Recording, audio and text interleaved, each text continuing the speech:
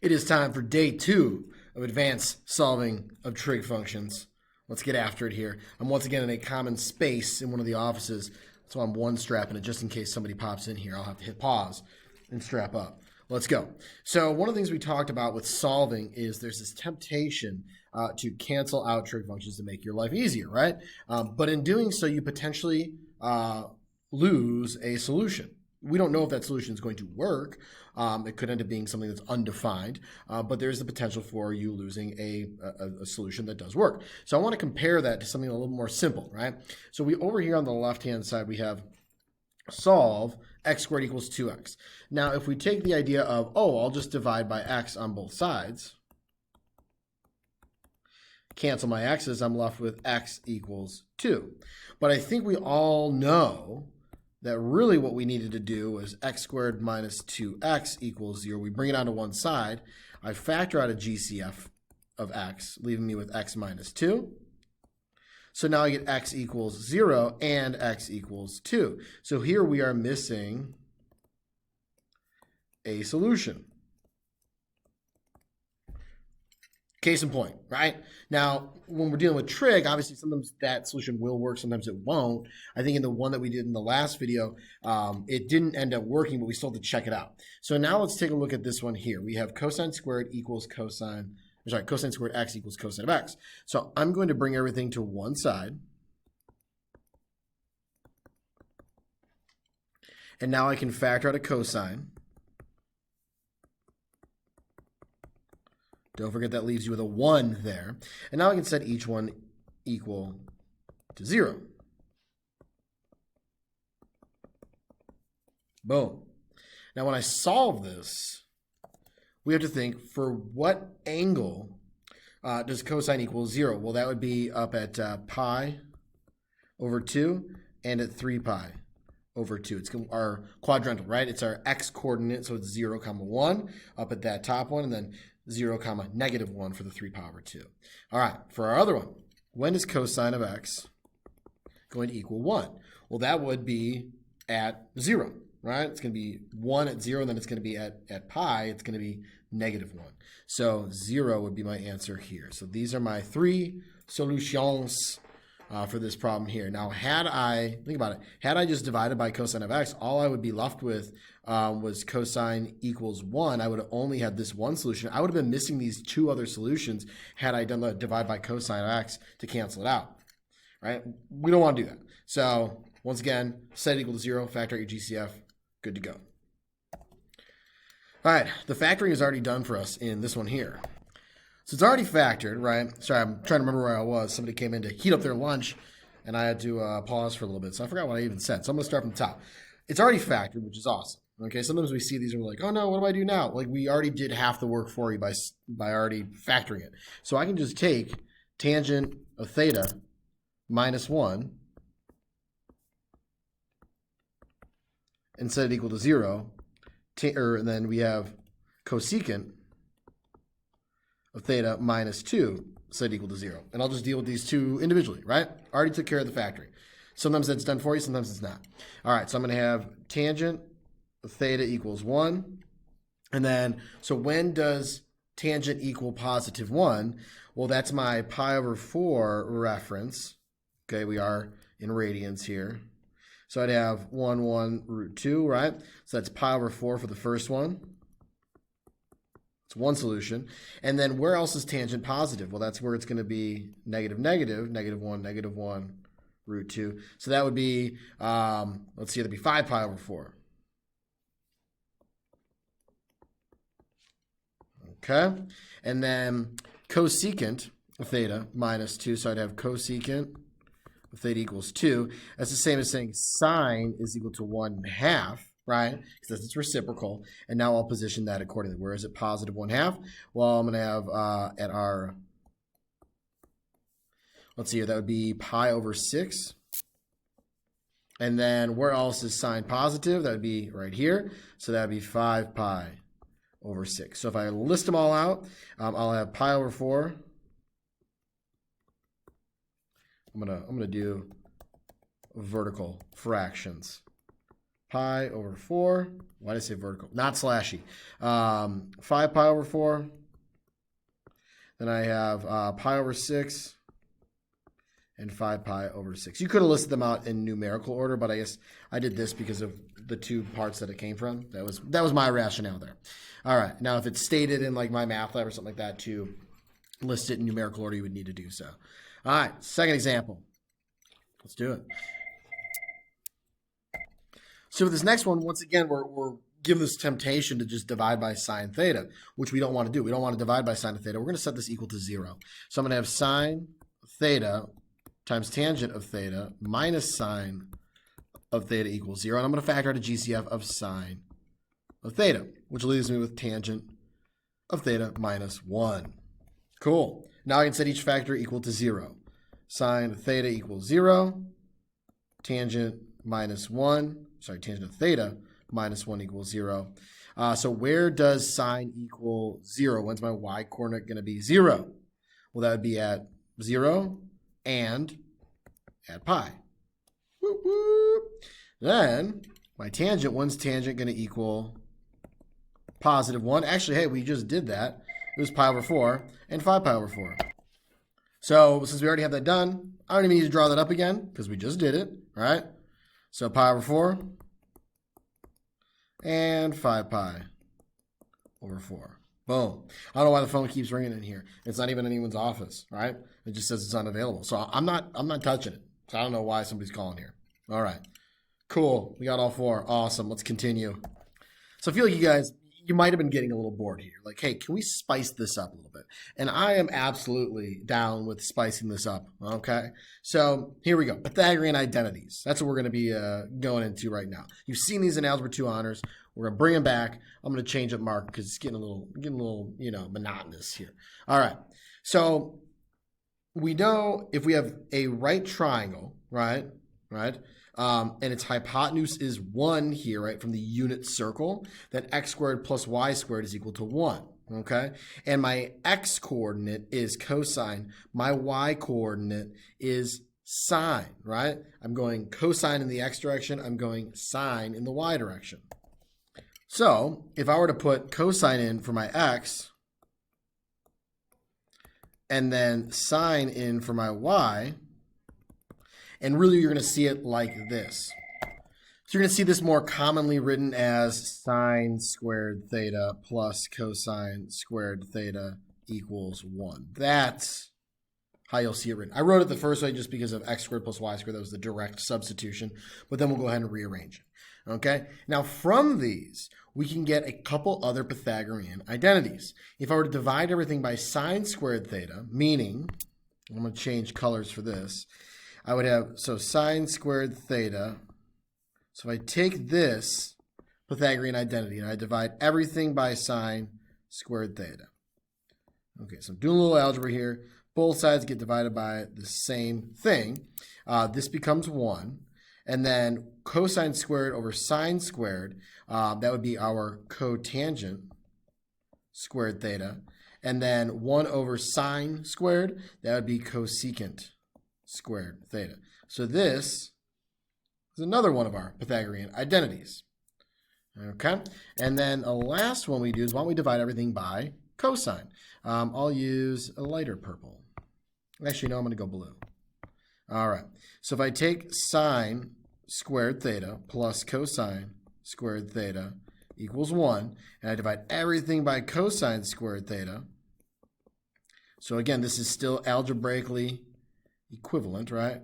Still mathematically equivalent. I just changed the look. Sine squared over cosine squared, that's going to be tangent squared theta plus 1 equals secant, not sine, secant squared theta. So now, from 1, we have 2 more for a total of 3. And all of these can be arranged differently. So I could solve for sine squared. I could solve for cosine squared. I can solve for cotangent, cosecant, tangent, secant, right? They can all be rearranged algebraically, and you get, an extra 2 for each one, totaling 9 of them all together. But I don't want to remember all of those. I remember these 3, and then I'll rearrange when needed, okay? And I believe we have that written down right here. Nice and sort of kind of blurry.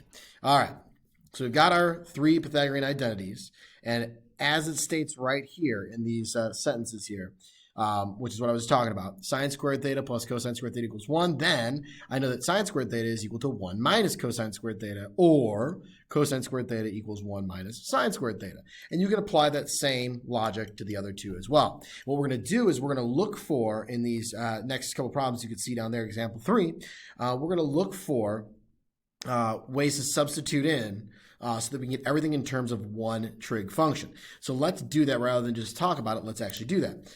Now, if I take a look at this one here, I've got cosine squared x, and I've got the minus 3 sine of x equals 3. So I can change, if you will, cosine squared x into terms of sine. So let's do that. So what I'm going to do is I'm going to take this one right here, right, which I could have just thought about from my original Pythagorean identity, but I'm going to substitute in 1 minus sine squared x in for cosine squared x. All right, so now everything's in terms of sine. I'm dealing with a quadratic. This will involve u substitution. So it's still a very tricky problem, or triggy problem. I'll stop. I can't stop. Won't stop. All right, I'm going to bring everything to one side. Now, I see that it's negative sine squared x. I'm going to bring everything over to the right side so that becomes positive, just as a general strategy on my part, because I'm a genius. Okay, watch me make a mistake now that I said that I'm a genius. Plus 3 sine of x, and then subtract 1. That gives me, oops, not equal. Look at that, right there. Plus 2.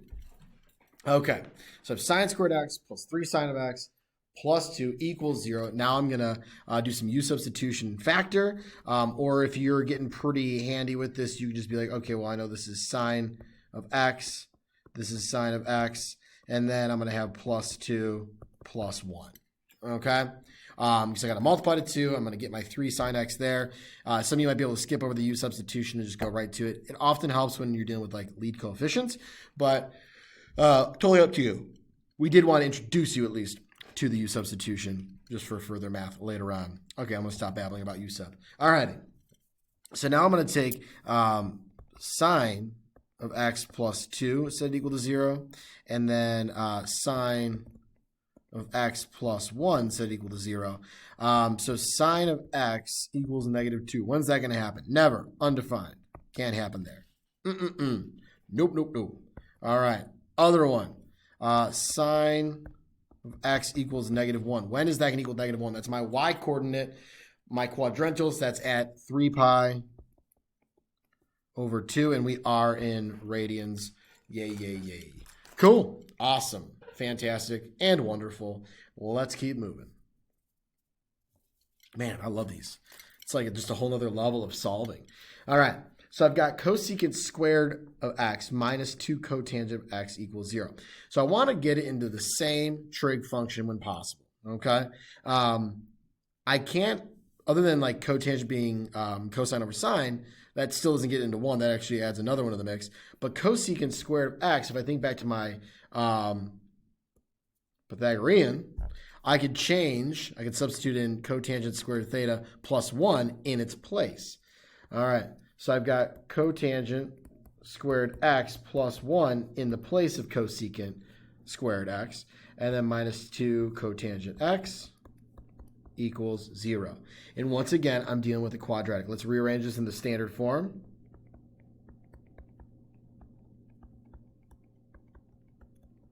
It's equal to 0. Awesome. Time to factor. Again, if you need to use u substitution, go for it. If you're comfortable factoring some of these more simple factoring problems, that's cool too if you don't want to use it.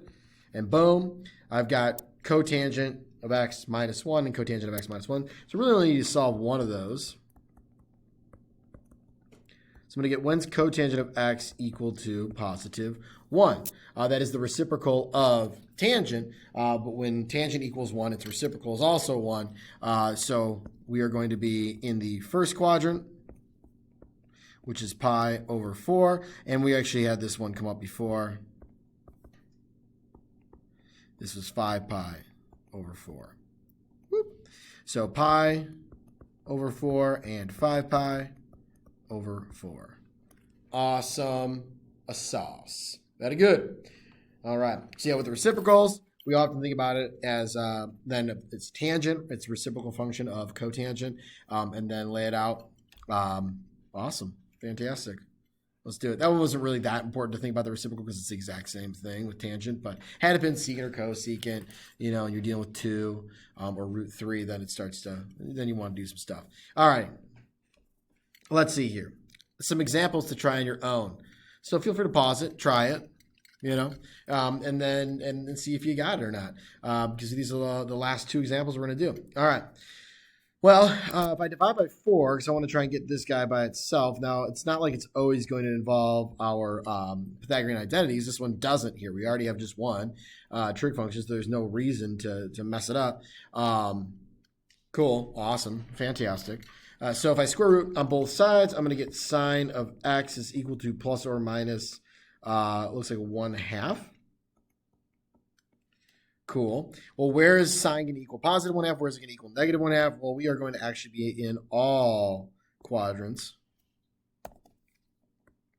So we got opposite over hypotenuse, and we got root 3 here, and it's going to occur here, it's going to occur here, and here. But our reference angle, that's what's important right now, is pi over 6.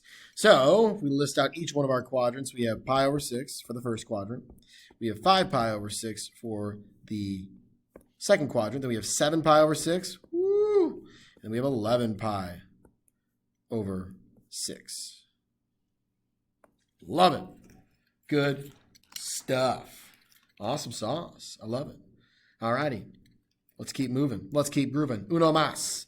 Uno más. That reminds me, I have not completed my Spanish lesson of the day. I must do that after I complete this problema right here. Okay, let's go for it. So I've got, I got cosine, I've got tangent squared, I got all sorts of weird stuff going on here. Let's think here. I've got, could tangent squared, if we think back to our identities here, would this help me out at all? I don't know. It gets a secant, which I can then have 1 over cosine. I don't know. Let's think about, maybe it won't be our Pythagorean identities. Maybe it'll be something else. How about this? Let's see where I get if I do cosine of x, tangent squared x, minus 3 cosine of x equals 0. And then what if I go the GCF route? Let's just see where this gets us. I'm going to have tangent squared x minus 3. Okay.